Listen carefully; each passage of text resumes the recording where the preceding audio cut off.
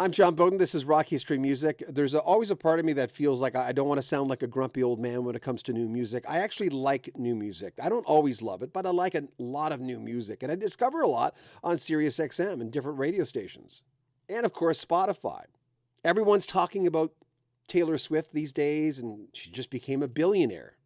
But Kim Thayil of Soundgarden a few years ago basically said derogatory things about girls who go to the mall and their type of music. Rik Emmett, who was writing for a Guitar Player magazine at the time, took offense to that. Here at Rock History Music, I always say, everybody's right when it comes to music. You can't help liking something. You either like Justin Bieber or you don't. I'm not a huge fan, but I'm not going to criticize someone who likes him.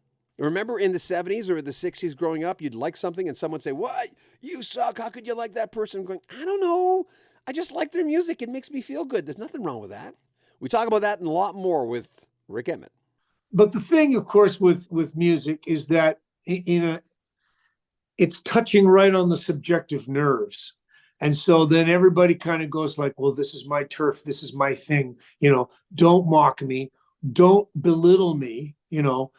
So then what they start to think is, well, if that guy's playing that kind of outlandish style of stuff and it's,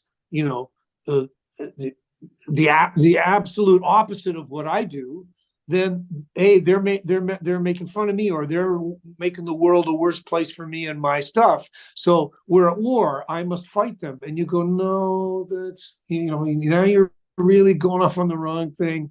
It's music, people, like, this is all about, we're all going to get along. Like, if we're going to try to make room for people with different color skin and people of different genders, and like, surely to God we can make room for people that like. There was once a thing in Guitar Player magazine where the guy from Soundgarden, Kim Thayil, had said something along the lines of, the music that the little girls go to the mall and the kind of music that they listen to, that's bullshit. Like, that's horrible. Like, that should never be, To which I, in the pages of Guitar Player magazine, I said, I honestly, I want to try to nip this kind of talking in the bud. I don't think that's the right way to think about anything at all. A little girl that goes to the mall that has music that she likes, she's absolutely 100% entitled to her own subjective thing that she likes. And she's finding out about music. She's loving music. Do you think the Swifties of the world now are not going to find their way to other music? They are.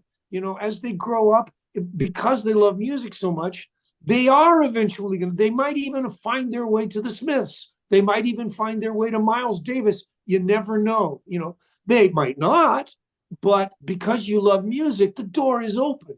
And that's what it's supposed to be about. Open doors, open windows, open hearts, open minds. Like, open, open, open, open, not closed. Stop being so closed. It's such bullshit.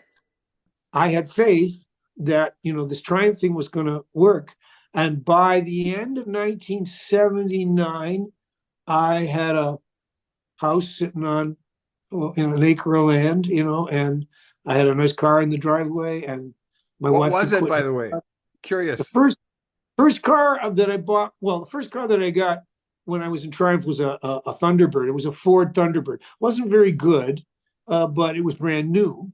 And then the next one I got was a Camaro Berlinetta, which could go like stink, but it was also bad car. That was the classy. That was known as the classiest of the Camaros, the Berlinetta. Yeah, it was the fast one. It was the lightest, Man, also on just snowy roads, it was just woo, Then I think the next one I got was a Jaguar, a Vanden Plas. 12 cylinders. Yeah. Yeah. So, and these things were happening relatively quickly in my life, like that I was moving up in the world. And so was my wife, by the way. Her cars were also getting, nicer. So anyhow.